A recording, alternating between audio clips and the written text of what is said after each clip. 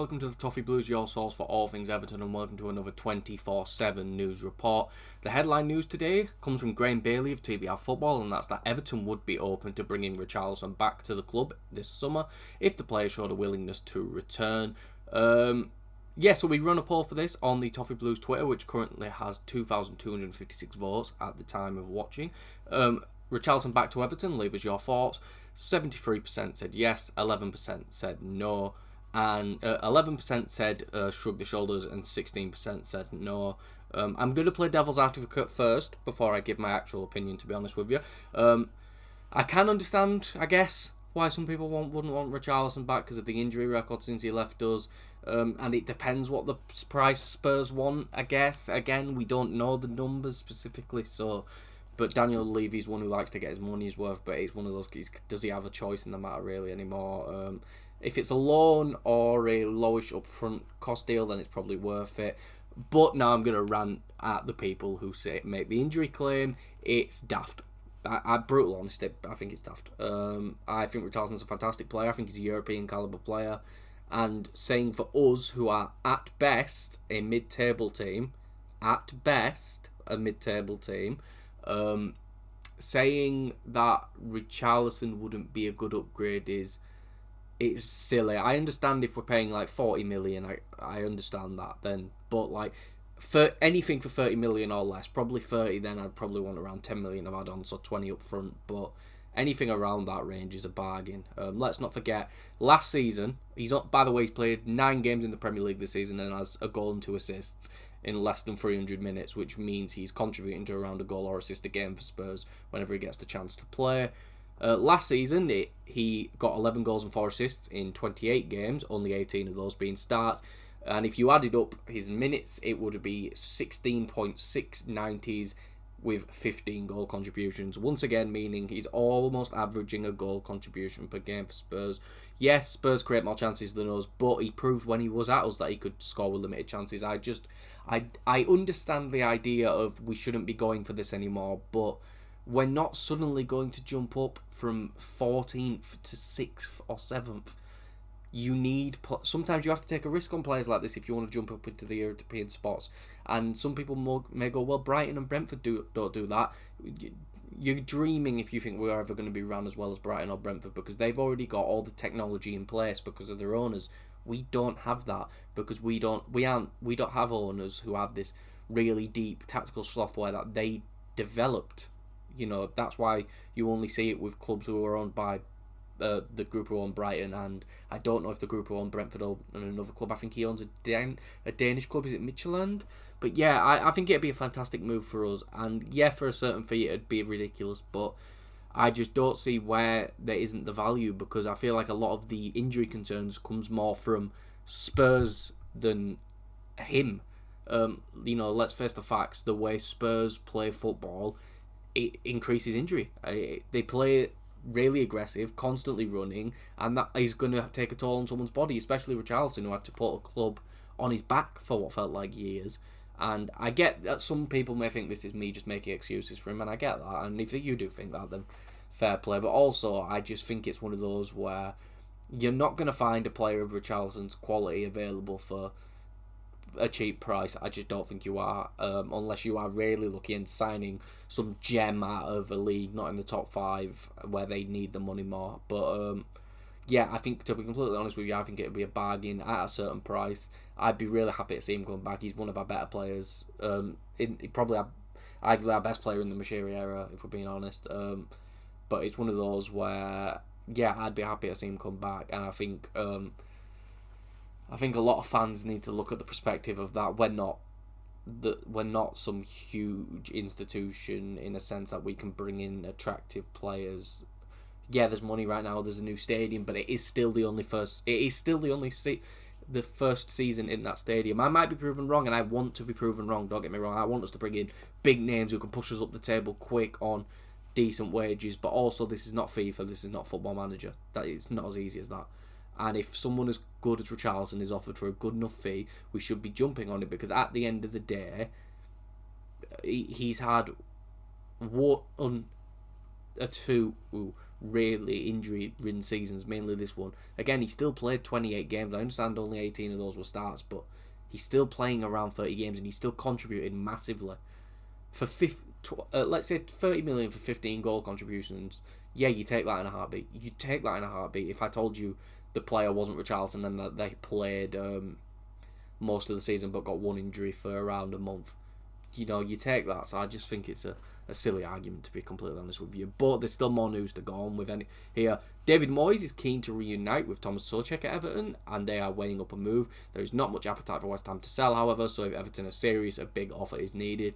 This comes from @XWHUX West Ham employee on Twitter. Don't know how reliable this guy is, but we are still currently running a poll on this that currently has 787 votes at the time of checking. Tomas Soucek at Everton, leave us your thought. 31% said yes, 22% said that they're not sure, and 47% said no. I'm leaning on the side of no here. Soucek's really good goal-scoring midfielder, same mould as people like a Fellaini, but just because he's in the same mould as Fellaini, we don't really be signing him. He's old now. He's playing really well for West Ham, don't get me wrong, but I like the midfield options we have. I like James Garner. I like Idrissa Gueye. I really like Tim Robben, who's still young as well. And think if we are going to sign a player there who can play the role like Tomas Soucek can, I think if we're going to spend big money, we need to be looking at a player of better quality as Soucek. I did previously mention that with Richarlison, that sometimes you don't get offered players that good of money in the situation we're in.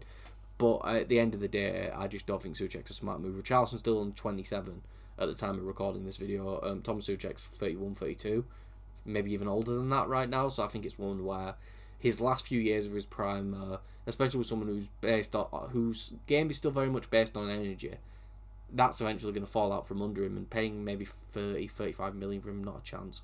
The next piece of news comes from Caught Offside, and that's Everton hold an interest in AC Milan defender Theo Hernandez. Manchester City and Real Madrid are also said to be watching the left-back situation in the summer, as AC Milan have decided to sell him in the upcoming window. He only has 1 year left on his contract and is believed to cost between 35 to 40 million euros. Not a chance. Not a chance. He's the best left-back in the world. There is not a world we sign Theo Hernandez. Let me be brutally honest with that. Now, he's the best left-back in the world. We are not signing him. I'd love to. If we somehow pull this off and aren't paying him 400 grand a week to come here, congratulations. Someone who works at this club is a miracle worker, because, as mentioned, Real Madrid are interested and Man City are interested. I would be shocked if Real Madrid don't go in for him. I think Ferland Mendy's a good player. I don't think he's nearly at the level of Theo Hernandez. Same with Man City. I don't even know if they've got a left back. I think it's the centre back rotation.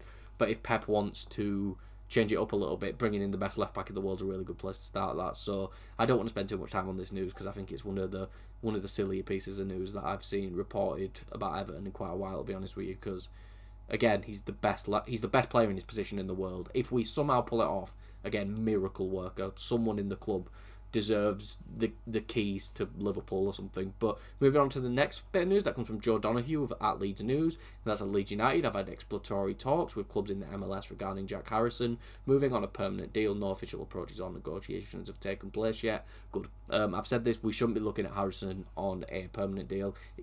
He hasn't done enough to deserve it. When he has played under Moyes, he's looked okay at best. So yeah, I think it's one of those where I've got some time for Jack Harrison, because he works really hard and you can't question that, and he works for the club, or you can't question the work ethic, but technically it just doesn't seem like a good footballer. I don't know if it's that he just doesn't fit with Everton, because he was really good under Marcelo Bielsa at Leeds, and there is clear talent there and he's shown it, but it just hasn't worked out. And yeah, I think he could go to a newly promoted Premier League side, and he could probably do a little bit of a job for Leeds, to be completely honest with you, but I just don't think he can really do a job for us, to be honest with you. He's proven it. We've given him 2 years now, and he's never really pulled up some trees beside the occasional good goal. So I think it's one where it's unfortunate. You'd have liked it to work, but I just don't see a world where Jack Harrison comes back to Everton, to be honest with you.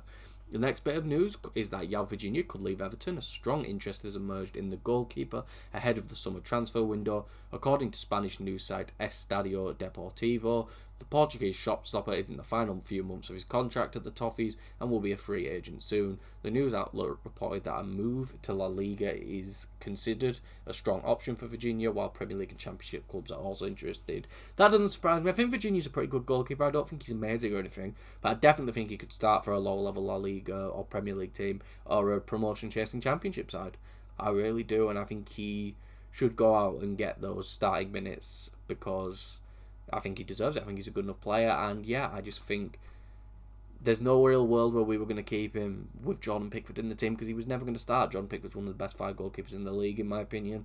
And yeah, I just think that's unfortunate for Virginia, but I wish the best for him wherever he goes after this. And the final bit of news comes from Africa Foot, and that is that Idrissa Gueye is close to signing a new contract at Everton. The deal will keep him at the club until 2026, but there has been many clubs in the Middle East interested in signing him. I think this is really good. I think Idrissa Gueye has been one of our best players this season. He's really rolled back the years and looked absolutely fantastic for us. A real rock in defensive midfield, tackles through the roof, work rate through the roof even at his age now, and I think it'd be silly for us to let him go.